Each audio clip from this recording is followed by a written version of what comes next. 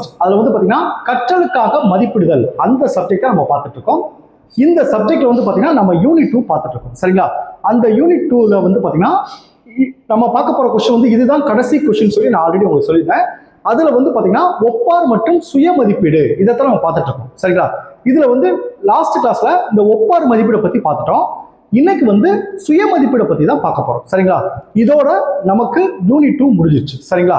இப்போ இந்த சுய மதிப்பீடை பத்தி நான் கிளாஸ் எடுக்கிறதுக்கு முன்னாடி நம்மளுடைய இந்த BEd first year second semester கிளாஸ்ல புதுசா ஜாயின் பண்றதுக்கு நிறைய பேர் கால் பண்றீங்க. நீங்க எப்படி ஜாயின் பண்ணணும்னா என்னுடைய மொபைல் நம்பர் 9159084262 இந்த நம்பருக்கு நீங்க கால் பண்ணுங்க. நம்முடைய கிளாஸ்ல நீங்க எப்படி ஜாயின் பண்ண சொல்லி நான் உங்களுக்கு டீட்டெயிலா சொல்லிடுவேன்.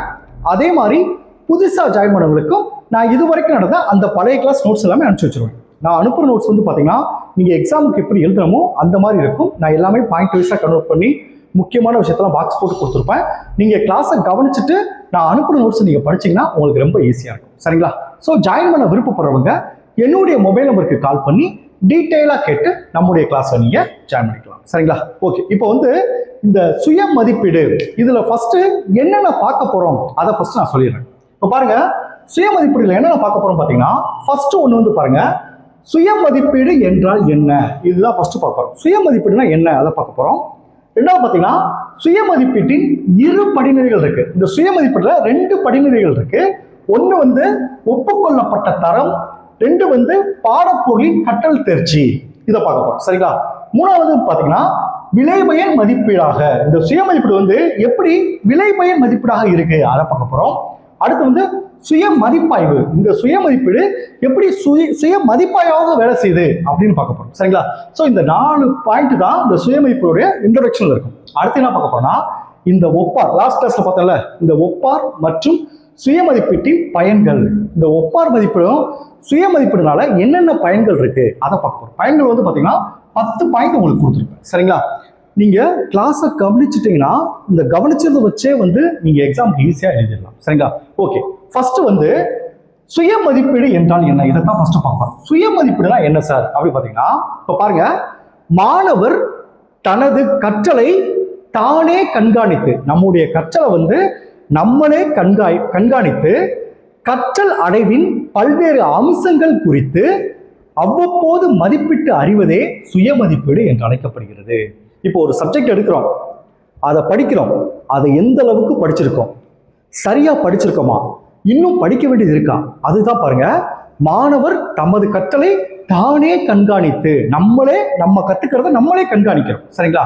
அந்த கற்றல் அடைவின் பல்வேறு அம்சங்கள் குறித்து, அதனால சார் கற்றல் அடைவின் பல்வேறு அம்சங்கள் குறித்துனா நம்ம அந்த ஒரு பாடத்துல என்ன, நம்ம எப்படி அந்த பாடத்துல நம்ம எதை எய்ம் பண்றோம், இந்த பாடத்தை படிச்சு இவ்வளவு மார்க் எடுக்கணும், இல்ல இவ்வளவு மதிப்பெண்கள் எடுக்கணும், நம்ம ஒரு இலக்கு இருக்கும்ல, அந்த இலக்கை கரெக்டா அடையிறதுக்கு பல்வேறு அம்சங்களை, இப்ப பாருங்க 1 மார்க் கொஸ்டின், இப்ப நம்ம பிஎட் எடுத்தீங்கன்னா 1 மார்க் கொஸ்டின் நல்லா எழுதணும், 5 மார்க் கொஸ்டின் நல்லா எழுதணும், 10 மார்க் கொஸ்டின் நல்லா எழுதணும், 3 நல்லா எழுதுனா நமக்கு நல்ல மதிப்பெண் வரும். அதுதான் பல்வேறு அம்சங்களை குறித்து அவ்வப்போது மதிப்பிட்டு அறிவதே. அவ்வப்போதுனா நம்ம 1 மார்க் கொஸ்டின் நல்லா படிச்சிருக்கோம், 5 மார்க் கொஸ்டின் நல்லா படிச்சிருக்கோம், 10 மார்க் கொஸ்டின் நல்லா படிச்சிருக்கோம் அப்படி நம்மளே மதிப்பிடுறது. இல்ல நம்ம 10 மார்க் கொஸ்டின் சரியா படிக்கல, இல்ல 5 மார்க் கொஸ்டின் நம்ம சரியா படிக்கல இந்த பாடத்துல அப்படின்னு நம்மளே மதிப்பிடுறது தான் இந்த சுய மதிப்பீடு எனப்படும். இன்னும் சிம்பிளா சொல்லணும்னா ஒரு கேள்வி எழுதுறோம், அந்த கேள்வி எழுதி முடிச்சுட்டு நம்மளே அதை மதிப்பிடுறோம், அந்த பேப்பர் எடுத்து நம்மளே மதிப்பிடுறோம், எப்படி எழுதியிருக்கோம், எப்படி இன்னும் எழுதணும், என்னென்ன தவறுலாம் பண்ணி நம்மளே மதிப்பிடுறோம். பார்த்தீங்களா? இதைத்தான் சுய மதிப்பீடு அப்படின்னு சொல்லுவாங்க. அப்ப சுய மதிப்பீடு என்னன்னா மாணவர் தனது கற்றலை தானே கண்காணித்து கற்றல் அடைவின் பல்வேறு அம்சங்கள் குறித்து அவ்வப்போது மதிப்பிட்டு அறிவதே சுய மதிப்பீடு என்று அழைக்கப்படுகிறது. இப்படி எழுதலாமா? ஓகே, இந்த சுய மதிப்பீடுல 2 படிநிலைகள் இருக்கு. அதெல்லாம் சார் சுய மதிப்பீடு என்ன சொல்லிட்டோம், அதுல 2 படிநிலைகள் இருக்குன்னு சொல்றாங்களே, அப்படி என்ன சார்? அதுல வந்து பாத்தீங்கன்னா முதல் படிநிலை வந்து பாத்தீங்கன்னா ஒப்புக்கொள்ளப்பட்ட தரம். அதெல்லாம் சார் ஒப்புக்கொள்ளப்பட்ட தரம் அப்படின்னா ஒரு எக்ஸாம்பிள் சொல்ல பாருங்க. இப்போ கணித பாடத்துல வந்து 80 மார்க் எடுக்கணும் அப்படின்றதா என்னுடைய இலக்கு. இதுதான் ஒப்புக்கொள்ளப்பட்ட தரம். நான் அந்த பாடத்துல இவ்வளவு மதிப்பு நான் எடுக்கணும். சரிங்களா? அந்த 80 மதிப்பெண்கள் எடுக்கிறதுக்கு நான் எப்படிலாம் செயல்படணும் அப்படி முன்கூட்டியே தீர்மானிக்கிறது. நான் கணித பாடத்துல 80 மார்க் எடுத்தாகணும். அதுதான் என்னன்னா ஒப்புக்கொள்ளப்பட்ட தரம் அப்படி சொல்லுவாங்க. உங்களுக்கு புரிஞ்சுச்சா? சரி, இந்த சென்டென்ஸ் எப்படி சொல்லணும்? இப்போ பாருங்க, ஒப்புக்கொள்ளப்பட்ட தரம்னா பாருங்க, ஒரு குறிப்பிட்ட பாடப்பகுதியை கற்பதால் விளையும் கற்றல் அடைவுக்கான, இப்ப நான் கணித பாடத்தை படிக்கணும், அதுதான் குறிப்பிட்ட பாடப்பகுதி. இந்த பாடப்பகுதியை படிக்கிறதுனால நான் என்ன எய்ம் பண்றேன்? 80 மதிப்பெண் எடுக்கணும். அதுதான் பாருங்க, கற்றல் அடைவை ஒப்புக்கொள்ளப்பட்ட தரம், நான் 80 மார்க் எடுக்கணும், இதுதான் என்னுடைய எய்ம். அதுதான் ஒப்புக்கொள்ளப்பட்ட தரம் அல்லது கற்றல் விளைவினை மதிப்பிடுவதற்கான அடிப்படை என்பதை தீர்மானித்து. அடிப்படை நான் 80 மார்க் எடுக்கணும், இதுதான் என்னுடைய அடிப்படை. இந்த பாடத்தை படிச்சு நான் 80 மார்க் எடுக்கணும், இதுதான் அடிப்படை. சரிங்களா? அந்த இலக்கு இருக்கு பார்த்தீங்களா, அதைத்தான் என்ன சொல்லுவாங்கன்னா இந்த ஒப்புக்கொள்ளப்பட்ட தரம் அப்படின்னு சொல்லுவாங்க. சரிங்களா? அதை பாருங்க, இப்ப கணித பாடத்துல 80 மதிப்பெண் எடுக்கணும், இதுதான் என்னுடைய இலக்கு, அதுதான் ஒப்புக்கொள்ளப்பட்ட தரம். அடுத்து பாருங்க, பாடப்பொருளின் கற்றல் தேர்ச்சி. சரி சார், இலக்கை நிர்ணயிச்சிட்டோம், இந்த பாடத்துல 80 மார்க் எடுக்க இலக்கை நிர்ணயிச்சிட்டோம். ஆனா அந்த இலக்கை அடைவதற்கு நம்ம செயல்படணும்ல. ஓகே, அந்த 80 மார்க்ல நம்ம 10 மார்க் கொஸ்டின்ல எவ்வளவு எய்ம் பண்ணணும், 5 மார்க் கொஸ்டின்ல எவ்வளவு எய்ம் பண்ணணும், 1 மார்க் கொஸ்டின்ல எவ்வளவு மதிப்பு எடுக்கணும், எப்படி மதிப்பெண் எடுத்தா அந்த 80 மார்க்கை என்னுடைய இலக்கை அடைய முடியும் அப்படின்னு படிப்படியா அதை மதிப்பிடணும். பார்த்தீங்களா? அதுதான் என்னன்னா பாடப்பொருளின் கற்றல் தேர்ச்சி. சரிங்களா? இன்னொரு எக்ஸாம்பிள் சொன்னா, ஒரு ஓவியம் வரையணும் நீங்க பிளான் பண்ணிட்டீங்க. சரிங்களா? என்ன மாதிரி காட்சி வரையணும், அந்த காட்சி எப்படி இருக்குன்னு சொல்லி பிளான் பண்றீங்க, இன்னென்ன கலர்லாம் கொடுக்கணும், அந்த காட்சியை பார்க்கும்போது ஆடியன்ஸ்க்கு இந்த உணர்வு ஏற்படணும்னு சொல்லி நீங்க எய்ம் வச்சுட்டீங்க. அந்த ஓவியத்தை நீங்க வரைய ஆரம்பிக்கிறீங்க. வரைய ஆரம்பிச்சு முடிச்ச பிறகு நம்ம என்னென்ன எய்ம்லாம் எதிர்பார்த்தோம். இப்போ நான் ஃபார் எக்ஸாம்பிள் இப்போ 80 மார்க் எடுக்கணும்னு நினைச்சேன். 80 மார்க் எடுக்கிறப்ப 10 மார்க் கொஸ்டின்ல நான் நினைச்சது எடுத்துட்டேனா, 5 மார்க் கொஸ்டின்ல நான் நினைச்சதை எடுத்துட்டேனா, 1 மார்க் கொஸ்டின்ல நான் நினைச்சதை எடுத்துட்டேனா, அப்படி சொல்லி தன்னுடைய அந்த இலக்கை ஒவ்வொரு கட்டமா நம்மளே சுயமா மதிப்பிடணும். இந்த 2 படிநிலைகள் தான் இருக்கு. அதைத்தான் என்ன சொல்லுவாங்கன்னா இந்த பாடப்பொருளின் கற்றல் தேர்ச்சி. இது எப்படி தான் சொல்லுவாங்கன்னா, தீர்மானிக்கப்பட்ட அடிப்படைகளின் படி. தீர்மானிக்கப்பட்ட அடிப்படையில் என்னது? நான் 80 மார்க் எடுக்கணும், இந்த ஓவியம் எப்படி இருக்கணும், இதுதான் என்னோட தீர்மானிக்கப்பட்ட அடிப்படை. அதான் பாடப்பொருளின் கற்றல் தேர்ச்சி. 80 மதிப்பெண் எடுக்கிறதுக்கு நான் எப்படி போயிட்டு இருக்கேன், ஒரு டெஸ்ட் எழுதி நானா திருப்பி பார்க்குறேன், 80 மார்க் வந்துருச்சா, 70 மார்க் தான் வந்திருக்கு, 10 மார்க் சரியா வரல.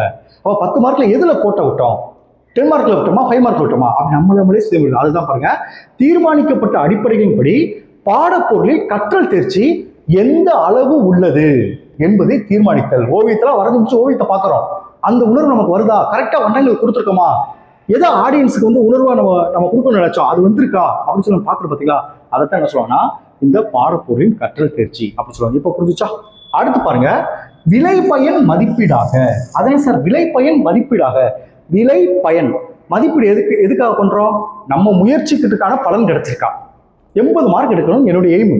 அப்ப அந்த பேப்பர் நான் மதிப்பீடு பண்றேன், மதிப்பீடு பண்ணி என்னுடைய இலக்கை அடைஞ்சிருக்கனா, அப்ப ஒரு செயல் அது பயனை கரெக்டா அடைஞ்சிருக்கா, அதைத்தான் சொன்னா இந்த விலை பயன் மதிப்பீடாகன்னு சொல்லுவாங்க. அது சென்டென்சஸ் சொல்ல பாருங்க.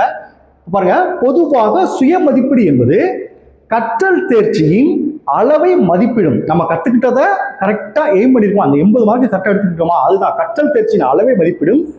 விலை பயன் மதிப்பீடாக விளங்கிய போதிலும், அப்படி இருந்தாலும் அது பாருங்க, சுய மதிப்பீட்டு செயலே ஒரு கற்றல் செயலாக அமைகிறது. அதான் சார் சுய மதிப்பீட்டு செயலே. இப்ப நான் அந்த பேப்பரை திருத்துறேன், அந்த திருத்துறதே நான் கற்றல் தான்.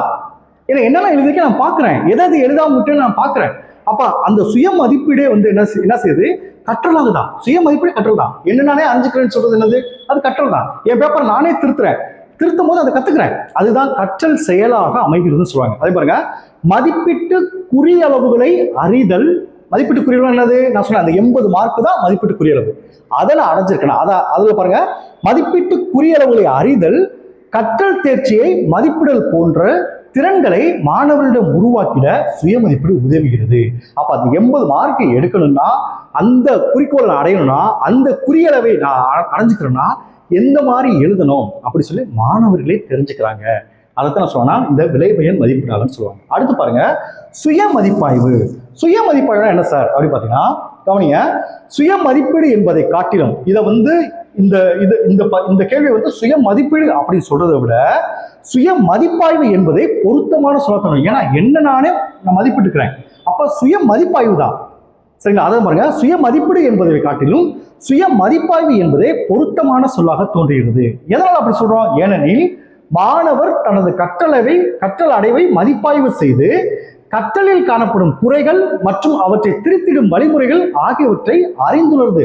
நானே பேப்பர் திருத்துறேன், 10 மார்க் சரியா எழுதிருக்கேன்னா சரியா எழுதலையா இல்லை 5 மார்க் சரியா எழுதா, அந்த குறைகளை நானே தெரிஞ்சுக்கிறேன்.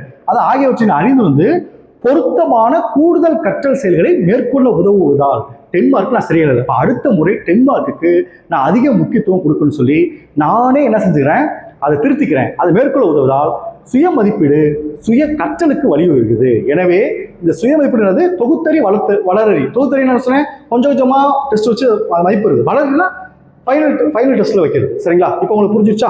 ஓகே, இதைத்தான் என்ன சொல்லுவாங்கன்னா இந்த சுய மதிப்பீடு சொல்லுவாங்க. அப்ப இந்த சுய மதிப்பீடு அப்படின்றதுல சுய மதிப்பீடு என்னன்னு பார்த்துட்டோம், 2 படிநிலைகள் பார்த்துட்டோம், அடுத்து அதோடைய விளைவான மதிப்பீடை பார்த்துட்டோம், அடுத்து சுய மதிப்பாய்வு பார்த்துட்டோம். அடுத்து பாருங்க, இப்ப இந்த ஒப்பார் மற்றும் சுய மதிப்பீட்டின் பயன்கள் 10 பாயிண்ட் இருக்குன்னு சொன்னேன். சரிங்களா? இப்போ உங்களுக்கு ஒப்பார் மதிப்பீடுனா என்ன தெரிஞ்சிருச்சு, சுய மதிப்பீடுனா என்னன்னு தெரிஞ்சிருச்சு. இப்போ இதுல இருக்க நன்மைகளை நீங்களாக எழுதிடலாம். நான் இருந்தாலும் அதை நோட்ஸை ஒன் டைம் ரீட் பண்றப்போ உங்களுக்கு இன்னும் ஈஸியா புரியும். சரிங்களா? 10 பாயிண்ட் இருக்குன்னு சொன்னேன். அதுல முதல் பாயிண்ட் பாருங்க, ஆராய்ந்து மதிப்பிடும் திறன். அதென்ன சார் ஆராய்ந்து மதிப்பிடும் திறன்? நீயா பேப்பர் திருத்துற, நீயா அதை ஆராய்ஞ்சுக்கிட்டு உங்களுக்கு அதோட திறன்கள் கத்துக்கிற. அதான் பாருங்க, மாணவர்கள் தமது மற்றும் பிறரது கற்றல் செயல்பாட்டை ஆராய்ந்து மதிப்பிடும் திறனை பெறுகின்றனர். ஒப்பார் மதிப்பீடுல இன்னொரு பேப்பரை நீ திருத்துற, சுய மதிப்பீடுல ஓம் பேப்பரை நீ திருத்திக்கிற. அதுதான் பாருங்க, மாணவர்கள் தன்னுடைய கற்றலையும் தெரிஞ்சுக்கிற, பிறருடைய கற்றல் செயல்பாட்டை ஆராய்ந்து ஓகே இப்படி நம்ம செயல்படணும் அப்படின்னு சொல்லி அந்த திறனை வளர்த்துக்கிறாங்க. இது முதல் பாயிண்ட். ரெண்டாவது பாயிண்ட் பாருங்க, சுய கற்றல். சுய கற்றல் என்னது, நீ மதிப்பிடுறது மூலமாவே உனக்கு சுய கற்றல் ஏற்படுது. உன் பேப்பர் நீயா திருத்தினா உனக்கு சுய கற்றல் தான். இன்னொரு பேப்பரை நீ திருத்தினாலும் அது உனக்கு சுய கற்றல் தான். ரெண்டாவது பாயிண்ட் பாருங்க, சுய மற்றும் ஒப்பார் மதிப்பீட்டில் ஈடுபடும் போது மதிப்பீட்டு திறன்களோடு மாணவர்களது சுய கற்றலும் நடைபெறுகிறதுன்னு சொல்றாங்க. சரிங்களா? மூணாவது பாருங்க, சிறந்த கற்றலின் முக்கிய கூறுகள். அதனால சார் சிறந்த கற்றல், இப்போ என் பேப்பர் திருத்துறப்ப என்ன கண்டென்ட் முக்கியமா இருக்கணும், எதை நம்ம போட்ட உடனே தெரிஞ்சுக்கிறோம். இன்னொரு பேப்பர் நான் திருத்தும் போது என்னென்ன கண்டென்ட்லாம் இவன் சூப்பரா சேர்த்திருக்கான், எதனால இவனுக்கு அதிக மார்க் வந்திருக்கு, அதே கத்துக்கிறோம். அதுதான் முக்கிய கூறுகள் அப்படின்னு சொல்றாங்க. அதான் பாருங்க, மூணாவது பாயிண்ட் பாருங்க, சிறந்த கற்றல் அடைவு அல்லது கற்றல் செயல்பாடு என்பதில் முக்கிய கூறுகள். இதுதான் சிறந்த மார்க், இதுதான் சிறந்த பேப்பர்னு சொல்ற. அது கூறுகள் என்ன, அது சிறந்த கற்றல் அடைவு அல்லது கற்றல் செயல்பாடுகள் என்பதில் முக்கிய கூறுகள் அல்லது அம்சங்களை விவாதித்து முடிவு செய்ய சுய மற்றும் ஒப்பார் மதிப்பீடுகள் உதவுகிறதுன்னு சொல்றாங்க. அடுத்த நாளாக போயிட்டு பாருங்க, அகவயத்தன்மையை களைதிடல். நான் சொன்ன பாத்தீங்களா, புறவைத்தன்மைனா ஆசிரியர் வந்து அந்த பேப்பர் திருத்துக்கு முன்னாடி சில மதிப்பீட்டு கூறுகள் கொடுப்பாங்க, அதன்படிதான் பேப்பர் திருத்தணும். இல்லைன்னா அந்த தனிப்பட்ட விருப்புக்கு இன்னொரு பேப்பர் திருத்தம் மார்க் குறைச்சு போடுவாங்க. சரிங்களா? ஆனா அப்படியே நம்ம சில மதிப்பீடுகள் கொடுத்தாலும் சில குறைபாடுகள் ஏற்பட வாய்ப்பு இருக்கு. சொல்ல பாருங்க, கற்றல் அடைவை மதிப்பிடும் போது மதிப்பீட்டாளர் அகவயத்தன்மையுடன் முடிவெடுக்கக்கூடிய சில பகுதிகள் உள்ளது. சில டைம்ல வந்து எப்படிதான் நம்ம மதிப்பீட்டு கொடுத்தாலும் சில தவறு நடக்க வாய்ப்பு இருக்கு. ஆனா அவற்றை கலந்திட பிற தரமான அடைவுகளை ஒப்பிட்டு பார்த்தல் அவசியமாகிறது. இப்ப நான் சரியில்லாம எழுதியிருக்கேன் அப்படின்னா இன்னொரு பேப்பர் பார்க்குறப்ப அவன் எப்படி எழுதியிருக்கான், அதோட அடைவுகளை ஒப்பிட்டு பார்த்தல் அவசியமாகிறது என்பதனையும் மாணவர்கள் புரிந்து கொள்ள இந்த சுய மற்றும் ஒப்பார் மதிப்பு உதவுகின்றதுன்னு சொல்றாங்க. சரிங்களா? அடுத்து 5ஆவது பாயிண்ட் பாருங்க, தரக்குறியளவுகள். அதனால சார் தரக்குறியல்கள் பாருங்க, மதிப்பிடுவதற்கு முன் மதிப்பீட்டிற்கான அடிப்படைகளை அல்லது தரக்குறியல்களை அமைத்துக் கொள்வதன் அவசியத்தை புரிந்து கொள்ளல். இப்ப நான் சொல்ல பார்த்தீங்கன்னா, ஒரு ஆள்கிட்ட பேப்பர் திருத்தப்ப இத்தனை பாயிண்ட் எழுதுனா இவ்வளவு மார்க் கொடு, இத்தனை பாயிண்ட் எல்லாம் இவ்வளவு மார்க் கொடுன்னு சொல்லுவோம். 10 பாயிண்ட் எல்லாம் 10 மார்க் கொடு, 5 பாயிண்ட் 5 மார்க் கொடு, ஒவ்வொரு பாயிண்ட்டுக்கு ஒரு மார்க் கொடுன்னு சொல்லி ஆசிரியரே அந்த மதிப்பீட்டுக்குள்ள கொடுத்துருவாரு. அப்ப அந்த மதிப்பீட்டு அளவுல மாணவர் தெரிஞ்சுக்கிறாங்க. அதான் பாருங்க, மதிப்பீட்டிற்கு முன் மதிப்பீட்டுக்கான அடிப்படைகளை அல்லது தரவு குறிவுகளை அமைத்துக் கொள்வதன் அவசியத்தை புரிந்து கொள்ள சுய மற்றும் ஒப்பார்கள் உதவின்னு சொல்றாங்க. அந்த 6ஆவது பாருங்க, ஆசிரியரின் பணிச்சுமை. மாணவர்களுக்குள்ளேயே பேப்பர் திருத்திக்கிறது, மாணவர் அவருடைய பேப்பர் அவனே திருத்தி வைக்கிறதுனால ஆசிரியருடைய பணிச்சுமை குறைகிறதுன்னு சொல்றாங்க. அதுதான் பாருங்க, ஆசிரியரின் பணிச்சுமையும் கால செலவையும் சுய மற்றும் ஒப்பார் மதிப்பிடுதல் பெருமளவு குறைக்கிறதுன்னு சொல்றாங்க. 7ஆவது பாருங்க, குழு செயல்கள். குழு செயல்களை மதிப்பிட ஒப்பார் மற்றும் சுய மதிப்பிடுதல் பெரிதும் உதவுகின்றது. குழுவா இருந்துச்சுன்னா பேப்பரை மாற்றி விட்டுக்கிறாங்க, அதான் சொல்றாங்க. 8ஆவது பாயிண்ட் பாருங்க, பொறுப்புணர்ச்சி. இது என்ன சார் பொறுப்புணர்ச்சி வருது, இன்னொரு பேப்பரை நம்ம திருத்துறோம், தவறாக திருத்தக்கூடாது, ஒரு பொறுப்புணர்ச்சி. நம்ம பேப்பர் நம்மளே திருத்திக்கிறோம், கரெக்டாக மார்க் கொடுக்கணும், நம்ம அதிகமாக கொடுத்துட்டா அது வந்து ஏமாத்துற மாதிரி ஆயிரும், அந்த பொறுப்புணர்ச்சி. அதான் பாருங்க, குழு கற்றலில் தான் கற்றவற்றை எடுத்துரைத்து அதன் மூலமும் சக மாணவர்கள் மூலமும் மதிப்பீடு செய்தல் சாத்தியமாகுதுன்னு சொல்றாங்க. அதாவது பொறுப்புணர்ச்சி பாருங்க, மாணவர்களிடம் கூடுதல் பொறுப்புணர்ச்சியும் குழு ஒருமைப்பாட்டு உணர்வும் வளர்க்கின்றது. நம்ம தப்பா திருத்திடக்கூடாது அப்படின்ற உணர்வு. அடுத்து 9ஆவது பாருங்க, மதிப்பீடு செய்தல். பாருங்க, குழு கற்றலில் தான் கற்றவற்றை எடுத்துரைத்து அதன் மூலமும் சக மாணவர்கள் மூலமும் மதிப்பீடு செய்தல் சாத்தியமாகுதுன்னு சொல்றாங்க. அடுத்து லாஸ்ட் பாயிண்ட் பாருங்க, உடனுக்குடன் பின்னூட்டம். பேப்பரை அப்பயே திருத்துறோம், அப்பயே கையில வாங்குறோம், அப்பயே உன்னுடைய தவறு என்ன, நீ எப்படி எதை சரியா பண்ணிருக்க, எது சரியா பண்ணல, உடனுக்குடன் அந்த ஃபீட்பேக் கொடுத்துரும். சரிங்க? அதான் பாருங்க, ஒப்பார் மற்றும் சுய மதிப்பீடுகளில் கற்றல் கற்பித்தலோடு கற்றலை மதிப்பீடுகளை இணைத்து உடனுக்குடன் பின்னூட்டம் பெற வழிவகை செய்கிறது அப்படின்னு சொல்லுவாங்க. இதுதான் இந்த கேள்வி. இப்போ நீங்க எழுதலாமா? Okay, thank you students. நம்ம நெக்ஸ்ட் கிளாஸ்ல பார்ப்போம்.